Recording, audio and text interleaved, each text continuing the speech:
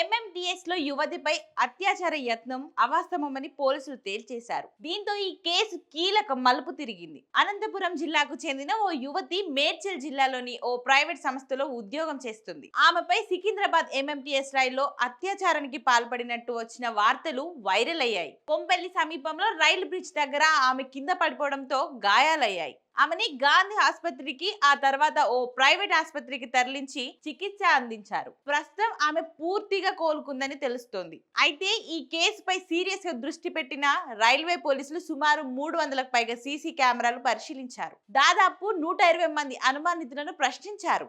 యువతిపై అత్యాచారం జరగలేదని రైల్వే పోలీసులు తేల్చేశారు. సెల్ ఫోన్ లో ఇన్స్టాగ్రామ్ రీల్స్ చూస్తుండగా ప్రమాదవశాత్తు జారిపడినట్లు రైల్వే ఎస్పీ చందన దీప్తి వెల్లడించారు. పోలీసులకు కట్టుకథ చెప్పి తనపై అత్యాచారం జరిగినట్లు ఆ యువతి నమ్మించినట్లు నిర్ధారించారు. విచారణలో పోలీసులకు యువతి తప్పుదోవ పట్టించిందని రైల్వే ఎస్పీ వెల్లడించారు.